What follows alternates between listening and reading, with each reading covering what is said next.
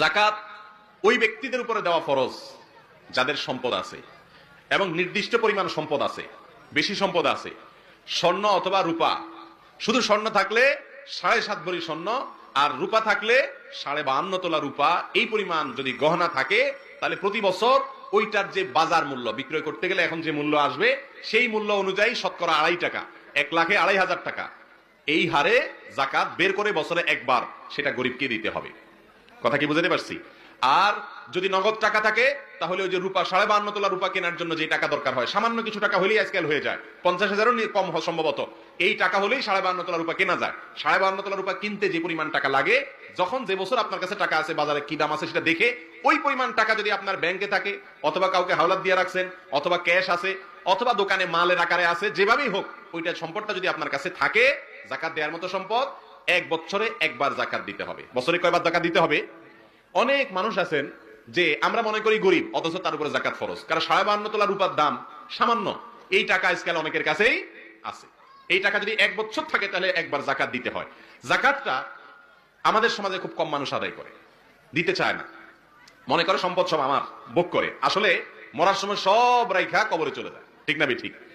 নিজের সম্পদের যাকাত নিজে দেয় না, সব রেখে চলে যায়। এগুলো সব ভোগ করে কারা? ছেলে মেয়েরা। ভাইরা আমার, যাকাত যদি কেউ না দেয়, আল্লাহ বলেছেন ইয়াউমা ইউহমা আলাইহা ফি নারি জাহান্নাম, কিয়ামতের দিন আপনার সম্পদকে জাহান্নামে ফেলে রেখে আল্লাহ পুড়ে ছাই করবেন না, বরং লোহার মতো এটাকে গরম করবেন, উত্তপ্ত করবেন।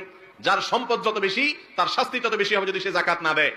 আর ওই পাতকে গরম করার পরে তার কপালে, তার পিঠে, বুকে, তার দুই পাশে পিঠে ছেক দেয়া হবে আগুনের, সেই পাত দিয়া শাস্তি দেয়া হবে এবং বলা হবে ফাযুকু মা কুনতুম তাকনিজুন, দুনিয়াতে যে যাকাত না দিয়ে আমার করে সবকাল ধরে রাখছো, গরিব দুঃখীর দাও নেই, এখন তার সাজা ভোগ করো।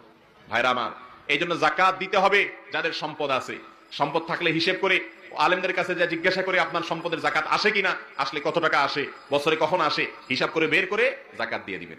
আমাদের সমাজে বেশিরভাগ মানুষের জন্য যাকাত দেওয়াটা সহজ, বিশেষ করে সাধারণ মানুষ যারা আমরা মধ্যবিত্ত বা সাধারণ যাকাত আদায়কারী, অনেক বড় শিল্পপতি ব্যবসায়ী না, তাদের জন্য যাকাত দেওয়া একেবারে সহজ। কিভাবে সহজ আমি বলি।